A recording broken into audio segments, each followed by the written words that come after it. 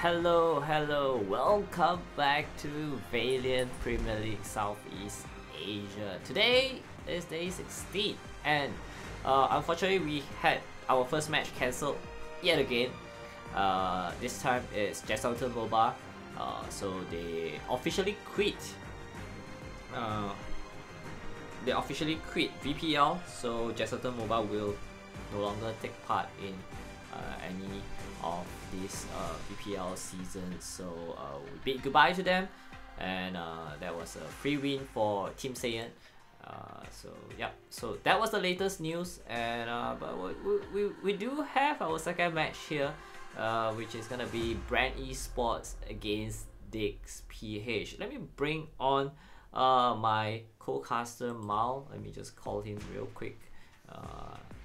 Meanwhile, my name is Chisin. I am the host as well as the co-caster for as well as the organizer for VPL Southeast Asia. And VPL Southeast Asia is presented by Nova eSports, and VPL Southeast Asia is a grassroots competition that we are trying to encourage more esports teams to participate in the Arena of Valor competitive scene.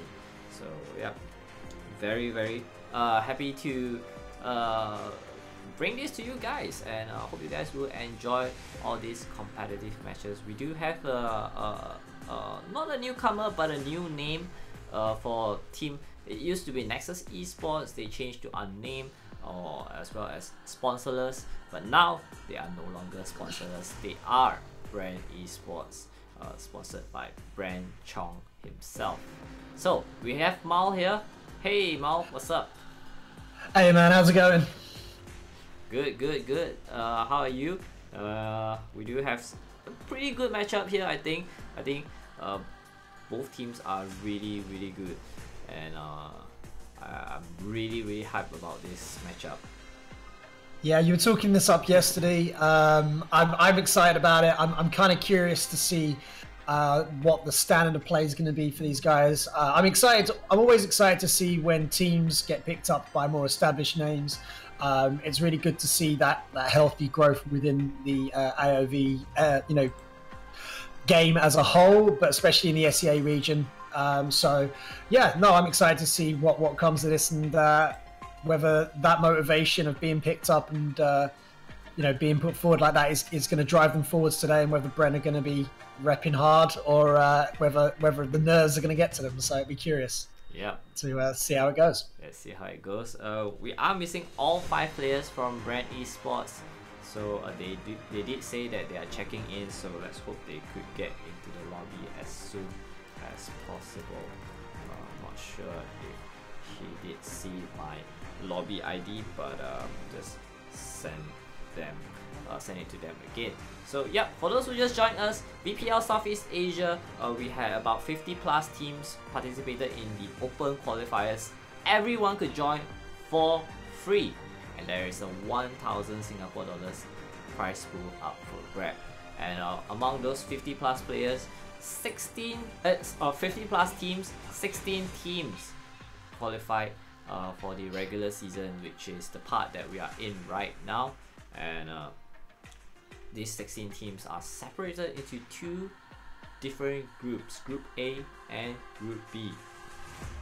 And they will have to play all the teams within their same group, at least they have to play them once to accumulate points, and top 4 will go into the playoffs via the winners bracket. 5th and 6th will go in via losers bracket. So it's a double elimination bracket for the playoffs. We do want to give some chance to the 5th and 6th team to encourage them to have a fighting chance to win VPL Southeast Asia, just to make things a little bit more interesting. So that's the structure of the tournament. It's a long format. It's not a typical 1 or 2 day or 2 weekends kind of tournaments. This is day 16 already. We have been doing it since December. We started on Boxing Day, December, and now we are on the 26th of February, so exactly 2 months later. So we are here right now. And still waiting for Brand eSports. Not too sure what's taking them so long. Yeah, there's always a nerve-wracking moment when there's none of them present. So yeah, that's always a situation. But like I said, you know, maybe it's just first day nerves, or maybe they're just having a bit of a motivational team talk and haven't realised the time.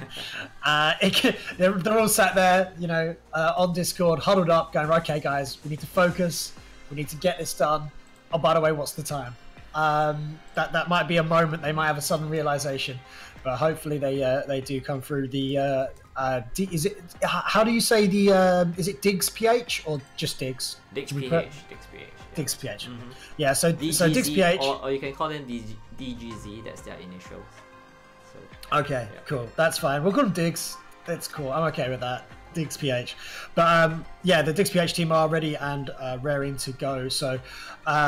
I mean, what can you tell me a little bit more about these teams? Obviously, I'm aware of Bren Esports as an organization, but I wasn't aware of the team itself prior to them, you know, to them being picked up today. And how have they done so far in the league? You know, how have things gone for them? For Brand Esports, they were actually Nexus Esports, which came in as one of the top favorite to win the entire thing. And so far in the season, I believe they are unbeaten, if I'm not wrong. Let me have a quick look at my leaderboard, which I need to update. Yep, 3 wins in a row, so they are right at the top, just behind New Era. New Era has 4 wins. So yeah, Brand Esports doing very well. They used to be called Nexus Esports. They have great players like Leather Goods, and a couple more that I can't recall right now suddenly. But if I see their name, then I will remember how well they have done so far. I think they have changed all their names. They recently had a renaming of all the players. So yeah, I just pinged Leather Goods again, so not too sure if he'll be coming in soon. Yep, there we go. Yeah, so Kuroki, Leather Goods, some of the names from Brand Esports.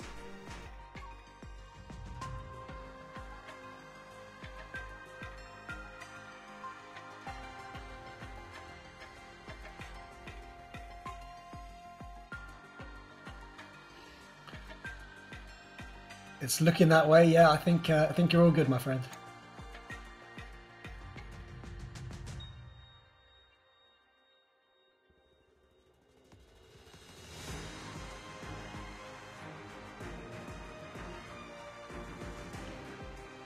Yeah, let's just have a quick look. Cool, that's it.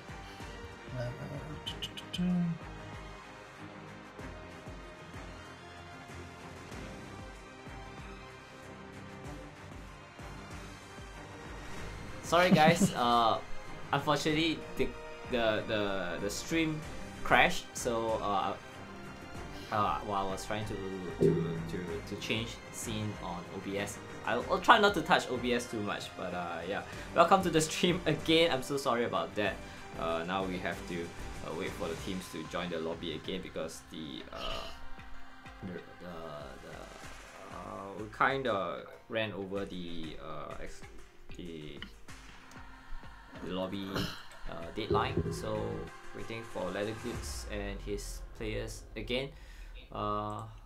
Let's see if I have everything in place. Yep, I need to fix some stuff. Meanwhile, that's fine. While you're fixing the tech issues, just want to say I'll talk to the crowd just to let you guys know. Thank you very much for tuning in and bearing with us off to the start. Obviously, pretty hyped about this match. It's going to be interesting to see how Diggs PH and Brand Esports go at it. I'm expecting some pretty fast action from both these teams. I'm interested to see where the bans fall. We've seen a lot of Challenger bans. We've seen even a few Murad bans recently. In yesterday's action, Murad was kind of strangely high in the focus. And people like Zephyr sort of also come into a big focus point. And we saw a lot of Zephyr's play and Violet play yesterday. So those are 2 picks that are often banned out.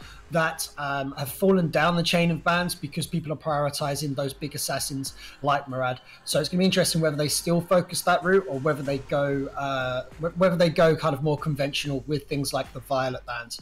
We've also seen a lot of slightly off meta compositions. We've seen marksmanless compositions, which have almost fallen into meta to some extent.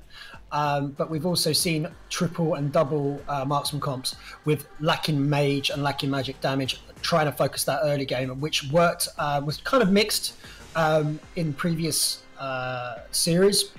We did see situations where it went quite well for teams with marksmen because they did manage to get that early advantage, but when teams decided to put a little bit of early game in themselves, they were able to counter it. So it's be interesting to see if the teams go that route again today. Jason, how are we doing with issues and teams? Still waiting for Brand Esports. They are taking their sweet time to join us here, which I'm kinda unhappy about it, but hopefully they could join us now. So seems like they are jumping in, so we are in good position to start. Let's see, we have Leather Goods, Action Man, Peace Boy, Arcadia, and Kuroki. So we just go. Cool. We've got someone putting up the wait a second, but given that we've waited 12 minutes, obviously some of that down to our own tech issues. They seem to be good though. I think we're ready to roll. Yep, seems like we are ready to roll. Let me just put up the in-game music so everyone could enjoy those really cool soundtrack from Arena of Valor. But here we go, Big SPH again, Brand Esports finally getting started, 13 minutes behind time. We are so sorry about all the technical issues, but we are getting going now with Murad being banned. And what's gonna be banned for Brand Esports? Let's see. I'd be curious to see if it's, I was gonna say Zenial would make sense as well as someone like Chalgner.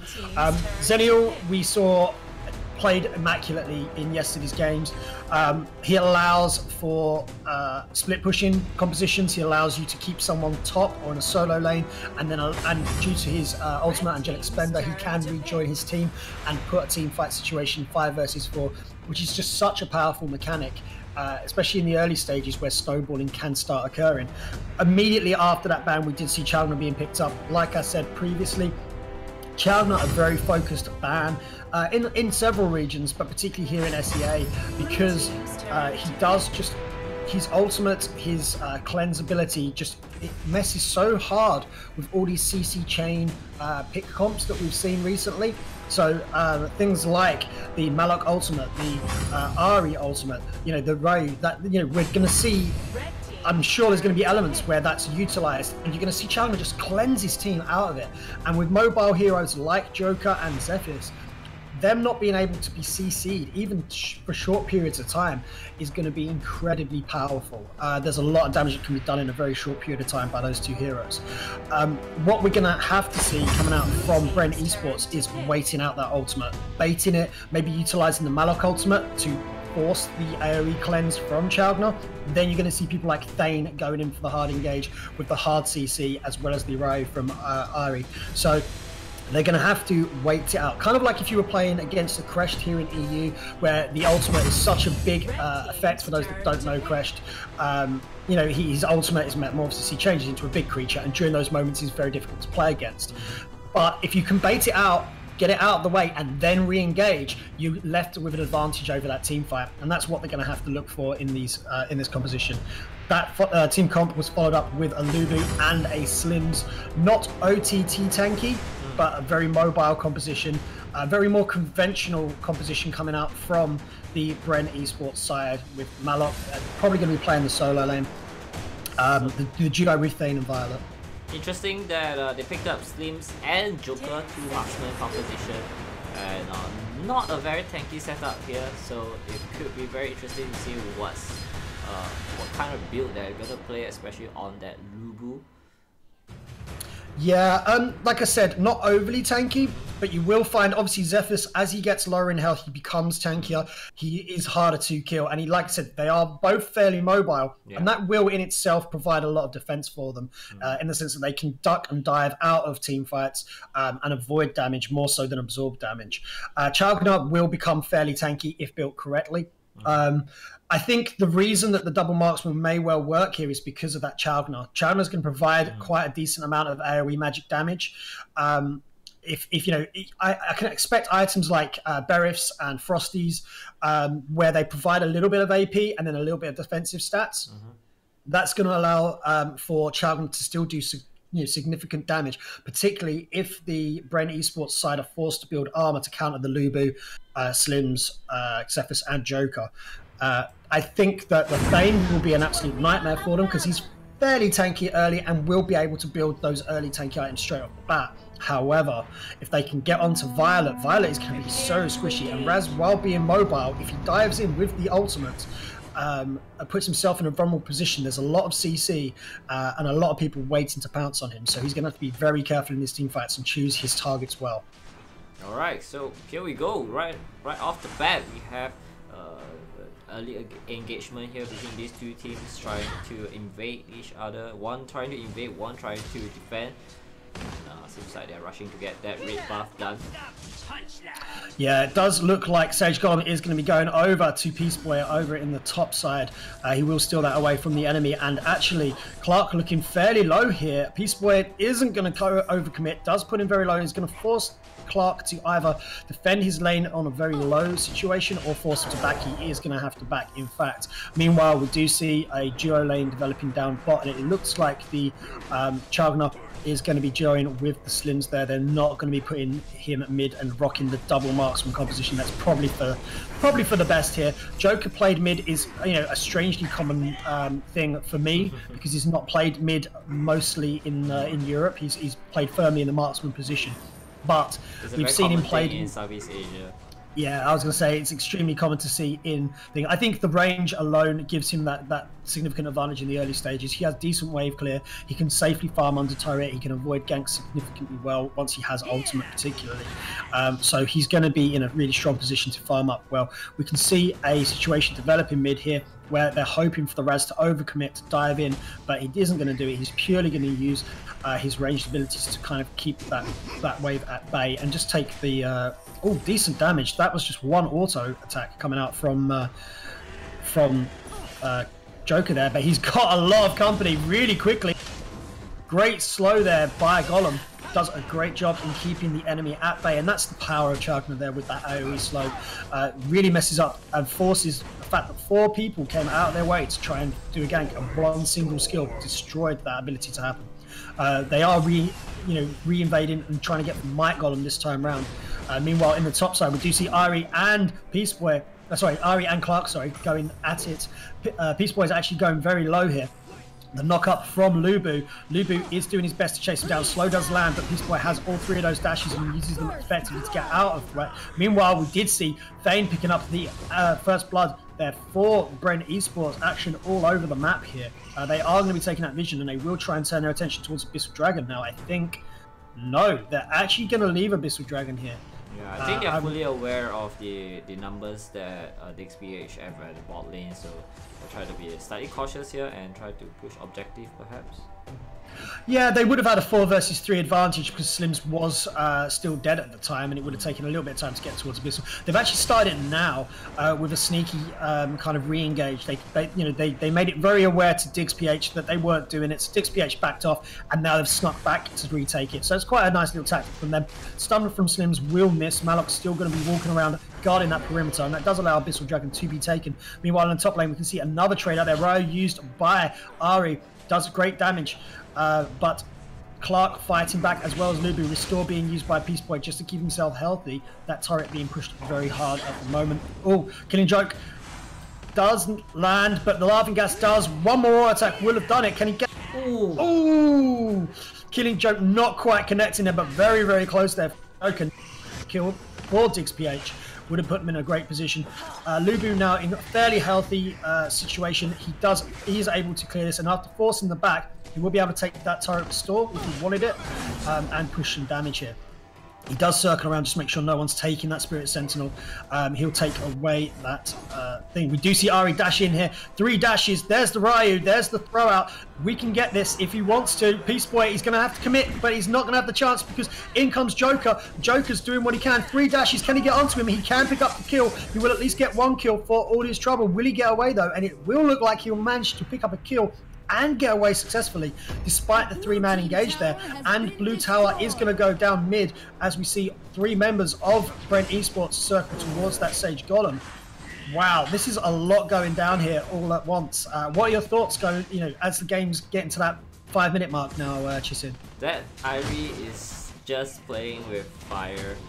And I did not expect that Irie to get away from that 2-man gang there, but he did manage to do so. Now Golem is getting ganked by 3 players. Barnes walking into trouble and might get himself killed here. K-Down making sure that he doesn't get away with that slash. And seems like they're gonna head over to Abyssal Dragon. And take a look at the goal lead now. It's about 4k. And something that I did not expect coming from them based on the draft earlier on. But situation is that Kings is kind of in trouble. Yeah, I think this is one of those situations where you look at a very conventional meta, and a lot of people question why is this a meta build? Why do people choose these particular heroes to play these roles? This is why these heroes work best in these roles. I love off meta picks. I love off meta. I like when heroes that aren't supposed to be supports are played as supports. I'm one of those guys. I like those sort of tactics. But you've got to remember, there's a tried and tested plan. People have tried a lot of stuff before things. Meanwhile, in the top lane, we did see huge plays come out there. Ryu wasn't used effectively though, and went a bit too deep. Team wasn't willing to follow up, and Ari did go down in the process. People were getting a little bit overconfident there. Push in from Action Man. Great work, teamed up with that Moloch ultimate. Meanwhile, Valiant has circled around, his flanking, picks up the double kill. There's the triple. That's going to be a possible another kill here. Lubu does dive in, but he's going to sacrifice his life in the process. That might even be a quad there. I'm not entirely sure who got that last kill. It was, Lubu picked up the Raz. Was it a quad? It was a quad. There we go. Yeah, and we did see Slims taking out the bot turret as a little bit of a trade-off, but they've actually turned their attention to Darkslayer. They need to be extremely careful with Action Man playing with fire as he does to it. Uses the ultimate. Doesn't really do much to a Darkslayer, I'm not going to lie. I don't know why he used it, but he is going to back anyway, so chances are by the next team fight that will be back up, so it makes a lot of sense. Darkslayer is taken and Spirit Sentinel will be taken alongside it. That going over to Malok, I believe, to get him back to a healthy state combined with that buff. So that's a 10-2 kill lead with 2 turrets to the 1 turret and 1 Darkslayer and Abyssal Dragon now all going in favour of Brent Esports as they turn their attention towards the top lane and do manage to pick up a turret, and they're looking for a kill now. That's going to be great damage onto Leather Goods, and that will be a kill, but that's going to be a kill traded back.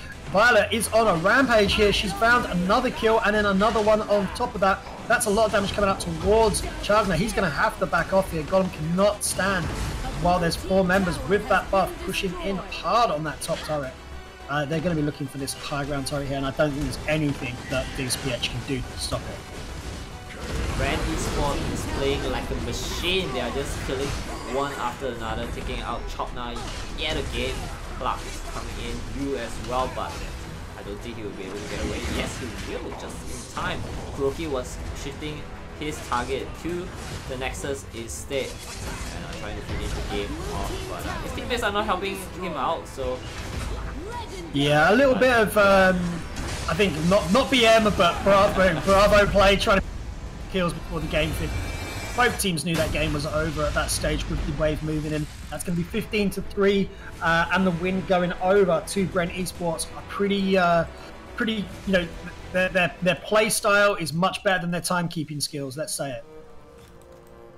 Congratulations to Brent Esports winning game number 1. Remember guys, this is the best of 3 games series. So we'll head into game number 2 shortly, but let's have a look at the end result. Kuroki with the MVP there, as expected with the quad kill, 8 kills and 4 assists. Pretty impressive stuff there from Brent Esports. What do you think went wrong for DXPH? I think that they never just really had a chance to start. I do feel that the double marksman composition didn't lend itself well to people like Thane being the front line. There was a lot of attention given towards Thane in the early stages, and while before he has items, he is obviously significantly less tanky than he does end up in the end game. He's still naturally fairly tanky, and him absorbing a lot of the damage from those marksmen left them very, very open. I do feel that they lacked that frontline capability. A lot of the warriors were taking a lot of damage. There was a lot of pressure applied into the top lane from the early stages, and it was tried to counter by DiggsPH, but unfortunately, it just didn't come into fruition. It didn't quite give them what they were looking for. I don't think DiggsPH played particularly bad. I just don't think they got the chance to play good. When the Thane picked up the Asterian's buckler, it just gave his team that little bit more confidence, that little bit more defensive stats. It's not unusual to see Asterians being a first item. You normally do see it quite early in a build, but not necessarily a first item on Thane. Sometimes they'll go Mantle if they're playing a little bit more aggressive, things like that. But it was a really strong pickup for Thane, and I think it definitely gave the rest of his team that little bit more confidence to engage in a more productive way. And they just were pretty strong at capitalizing on it and just kept that snowball going. Yeah. So I think the difference maker there was really when Brand eSports started very aggressively, and I think it just overwhelmed them way too much in the early game, and Chona didn't manage to unleash his full potential to protect his teams. So I guess that's what happens when you can't control over the game. But yeah, seems like we're gonna head into game number 2 shortly. Not too sure if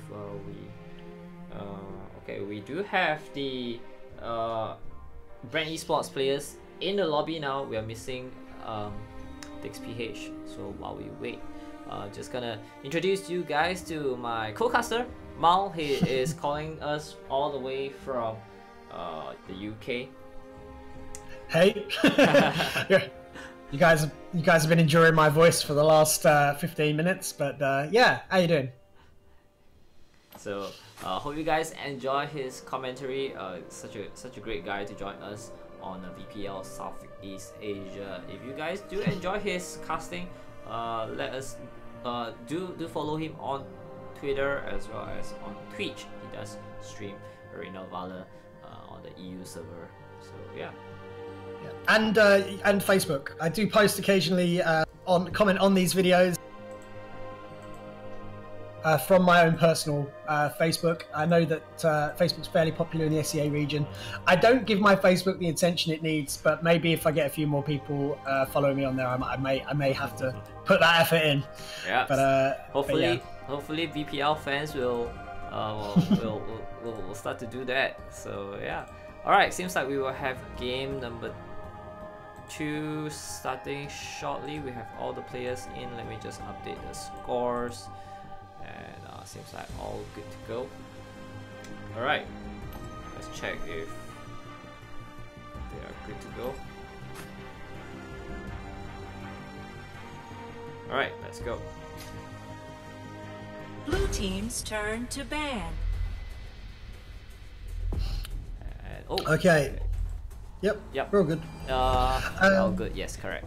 I did not update the score on the ban pick part. So yeah. Anyway, it's fixed now. So here we go. Senior being banned again, maybe from Brand eSports. Seems like a targeted ban at this point. Zenial, like I said, it does give a team the possibility to have a 5 versus 4 team fight. He forces people to choose between defending turrets or being present at team fights. And I think at this stage, if you don't know how to deal with that, if that isn't something you feel confident with, or you see it as a potential factor that could lose you a game, it's easier just to ban it and get it out of the way. The Violet ban coming out as well. Like I said, with Violet being banned, Chagna being picked up straight away. Execute, I'm curious to see Execute on Chagna. I'm not. That's not normally being used. I imagine that will get changed out, but if they play with Execute, it's going to be interesting to see how that has an effect in the late game. Meanwhile, we do see that Murad picked up as well as Malok. for Diggs PH. Murad obviously previously banned, gives them the opening to pick that up. We do see these strong picks that we, the commonly banned heroes, things like the Challenger, things like Murad. Those are, there's obviously clearly still a strong emphasis on those heroes, because if they're not banned out, they are early picks. Arthur being picked up for Brent Esports. I'm a big fan of Arthur. He's also one of my top played heroes.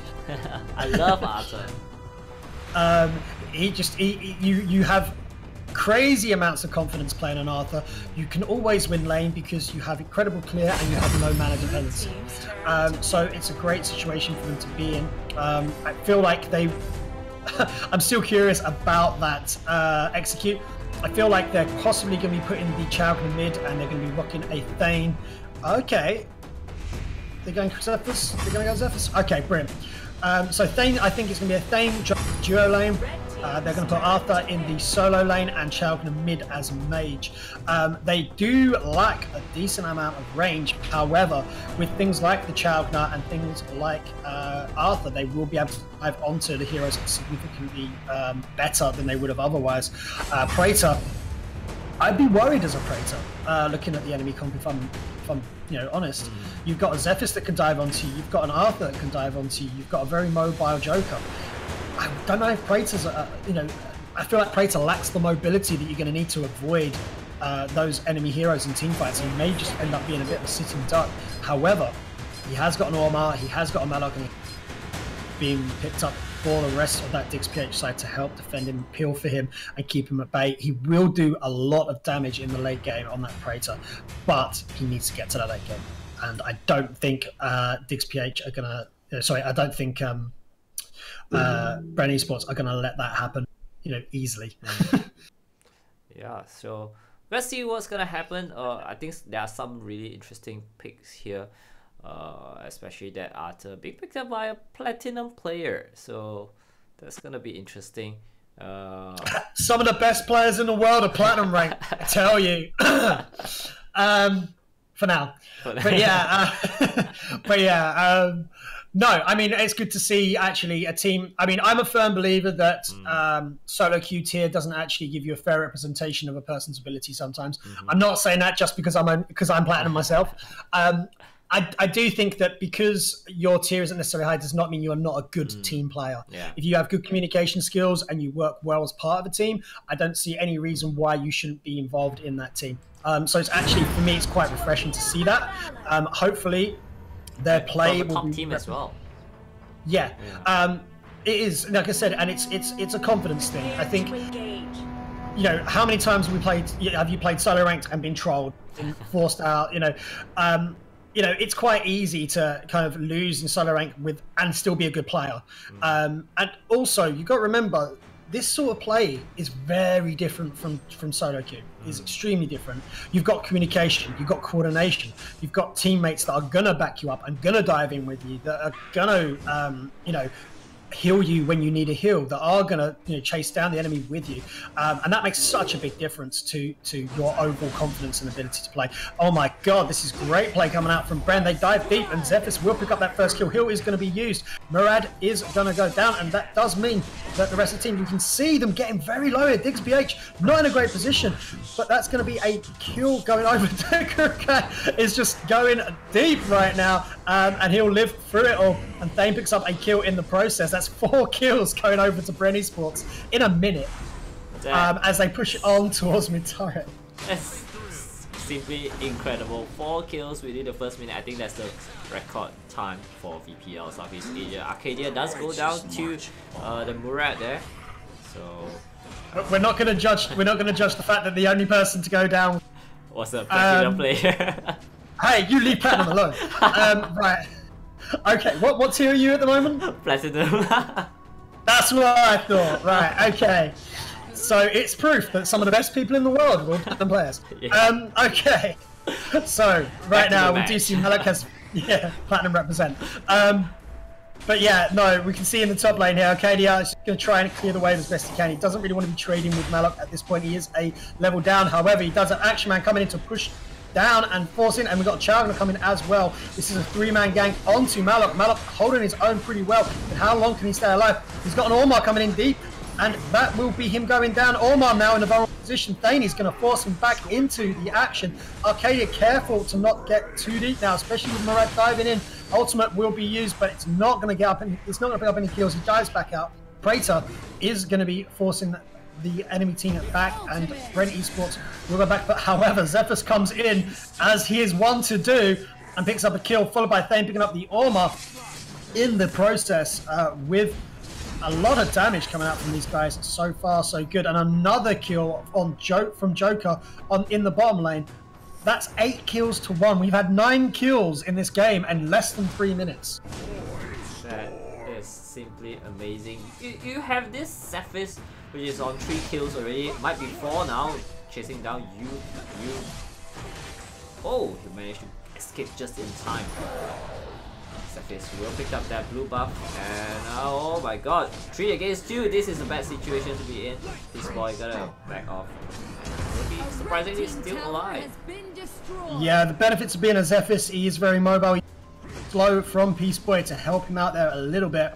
Arcadia, we can see waiting in the wings for that Praetor. Wait for the rest of his team to dive in. He's going to dive in. He's going to do his ultimate. Does dive in. Channel will pick up the kill. The Void is strong with this one. Peace Boy picking up another kill on that Chagna. Great work. Malok has been found in the top lane. He will try and pick on Arcadia a little bit, but it's not going to succeed. Arcadia's going to walk by him and just keep on farming, protecting his turret. Meanwhile, Bams is going to be trying to take that vision. He's very aware of Arcadia. It doesn't know where the Zephyrus is. The Zephyrus is currently taking Sage Golem. Meanwhile, Joker is just having a field day in the bot lane. Leathergood's just been farming like a boss down in the bot lane, has taken that bot turret and has literally been given free reign. He's waiting for the next wave and an Ormar to come calling. He has 2 levels on Ormar at this stage. Ormar, though, playing it safe, going under turret. A little bit of an auto attack, and one killing, 3. That's 2 auto attacks and 1 killing Joke, and Ormar's on 2/3 health. Meanwhile, we did see a double kill going over to Akshaman. I've been playing a lot of Thane recently, and I am falling in love with him. Like, he's one of those heroes that, as a support lane, you think I'd have been playing forever. However, I kind of got distracted by all the Chagna and Gilda play, and I didn't really get a chance to play him in depth. And I've been replaying him in casuals recently, and he's just so tanky. Like, you feel unstoppable when you play him. Honestly, you go under turret, you just walk away. You take 3 turret shots, and you still got, you know, nearly 3/3 of your health. You know, pretty well. Wow, so low. Wow. Like, wow, great player there. Does manage to get himself man his life. However, like Tanky Thane is tanky, and he does back off. Praetor does force Leathergoods back into the team. Spectre is Flicker over the wall, does manage to keep them safely. Chagna with the AoE slow isn't quite going to connect. Meanwhile, siege weapons have been unleashed. Joker back onto Clark. Clark isn't in a great position here on that lumber. Is going to have to back himself out. Does actually get hit with the killing Joke. Meanwhile, we did see the shutdown by Praetor. Great work for them to get that kill.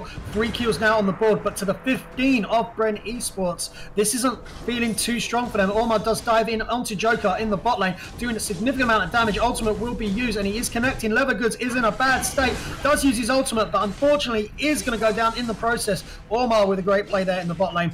In that duel with Joker, does great work. So that's a 4th kill picking up for them. They are 5k down in gold, but they are still fighting. They are trying to give it their best.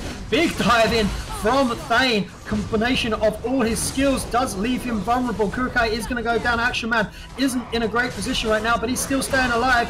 He's not singing a Bee Gees quite yet, but he is going to be going at. That's the Murad ultimate used. That's a big tanky Moloch, but he is going to go down alongside his teammates. And that's going to be another kill going over to Chagna.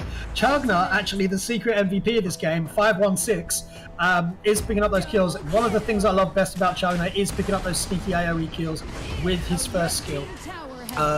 So yeah, it's great to see. It's great to see. Did 19 kills for Brent eSports already within the first 7 minutes of the game. Super aggressive. Non-stop action from these 2 teams, and now Omar trying to get away here. Contesting the blue buff. You coming in. We're just trying to. Oh, I think the strategy here is just trying to clear all the jungle creeps and prevent that Murad from unleashing his ultimates as often as possible. Am I right to say that? Yeah, I think that would be a smart tactic. I think that factors into it. But you can see here just the difference that level and item advantage is making. Oh my god, that one ultimate, the Killing Joke nearly connects onto Praetor. Praetor does have to dive away. But that's a very low health turret in the mid lane here. Murad uses his ultimate. Right in front of Zephys. Yeah. Meanwhile, Kurukai just stares at him the whole time going, dude, what are you doing, bro?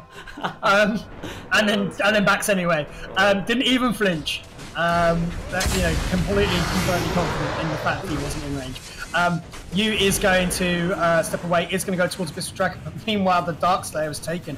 And it does feel like for every time DXPH find an in and they take an objective or they push them, push for something, Brent Esports is just that one step ahead and managed to take the next step up. So every time there's a kill going over to DXPH, there's 2 kills going over to Brent Esports. Every time they take an Abyssal Dragon, there's an answer with a Slayer coming out from Brent Esports. And they just need to find that in. They need to find a pick, they need to get a decent team wipe or an ace, decent team fight from them, and then push some serious objectives. But they are not in a great position at the moment, but the game is not over. They could easily pull this back with just a few solid team fights. Yeah, so just waiting to see something to happen, and it might happen now. That tower goes down, and some of the XPH players are really low as well. Oh my god! Arcadia staying alive there, protecting his teammates. And there are 4 players left for Brent Esports. They still had heal. like Action Man was he just dived in under turret and still walked away on that Thane.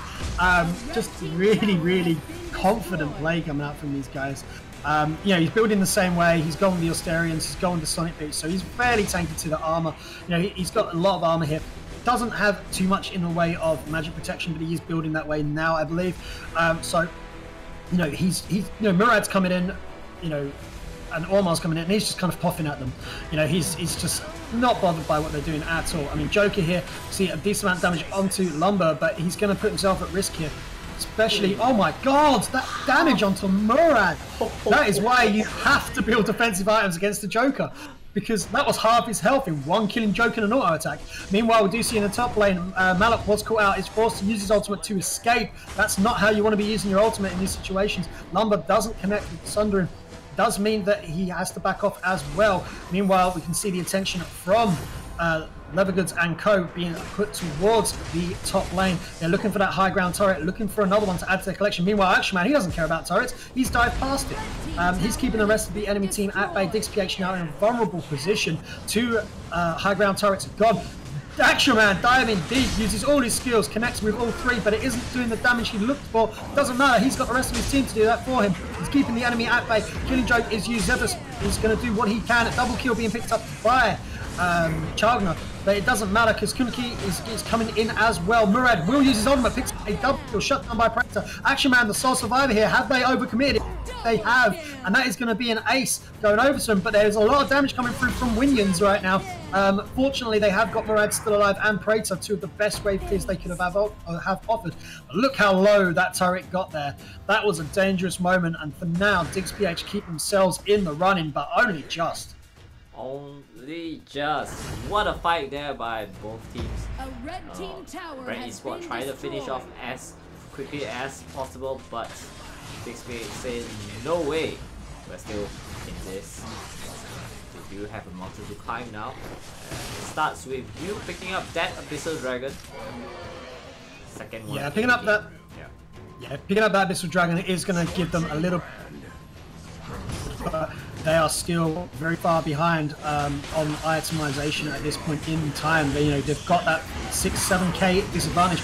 Big dive in there. Arcadia playing that aggressive Arthur, keeping the rest of the team at bay. Meanwhile, there are picks going off all over the place. With Chagna picking up another kill. That's a really confident and aggressive Beast Boy right now. He's feeling pretty good on that Chagna. He knows that even if they lost this right now, he's going to be getting MVP for sure. But actually saying that, the rest of his team are looking pretty solid as well. That's going to be an easy pushback. They're low on health. Leathergoods is going to keep the Praetor at bay, and that will be the game going over to Brent Esports, their second of the series, and that's going to be GG. What a game from, well, 2 really good games from Brent Esports. Kuroki picking up the MVP there, 18 assists on that Zephyr's, but I think our real MVP should go to Peace Boy, 11 kills and 11 assists. That is pretty insane. And Dix PH in both games lost to Brand eSports, which was slightly overwhelming, under 10 minutes for both games, and especially for this game we saw 15 kills within the first 6 minutes. I think this just shows the level that Brand eSports is at, and I'm curious to see who could actually beat them in VPL Southeast Asia. And this is definitely the platform for us to witness which are the best teams to represent Southeast Asia, especially the World Cup that is on the way in August. So congratulations to Brand eSports winning the series 2-0, picking up their 4th win of the season. They are currently unbeaten, same as New Era. New Era has 4 wins as well. Let's have a look at the next. So on 2nd March, table topper Brand eSports and New Era will face off against each other. So that's definitely a match not to be missed.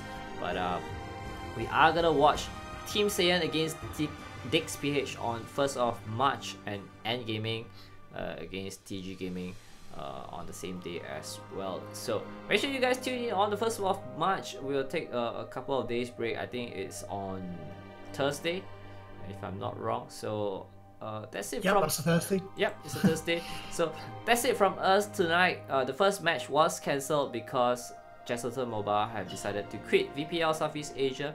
So that first match did not happen, and a free win to Team Saiyan. So yeah. Anyway, what are your thoughts from tonight, Mal? Any final thoughts? Well, before the game started, we wanted to know whether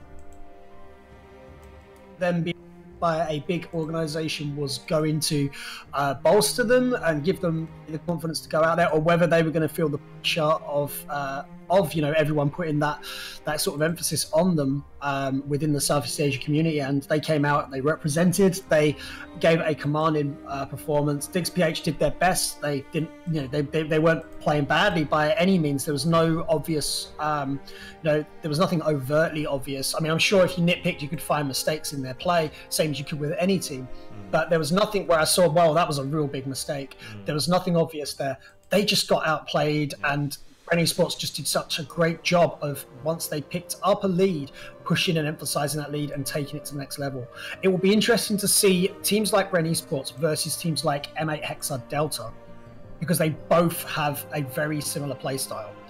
There's a lot of coordination, a lot of team play, and they both go for that aggressive start and then the snowballing tactic. Those two styles of teams combining against each other will be like butting heads, and it will be a case of who's going to win. And I think it will be an absolute bloodbath. I think it will be completely aggressive. So that'll be interesting to see if that comes about. Yeah, that will be very, very interesting. We'll look forward to that.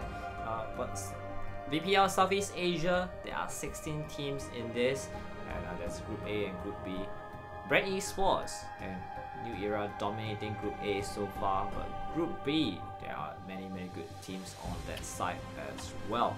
So hope you guys will stay tuned to VPL Southeast Asia. Do like, follow and subscribe us on Facebook, Twitter, YouTube, Twitch, wherever you can find us. Just look out for us.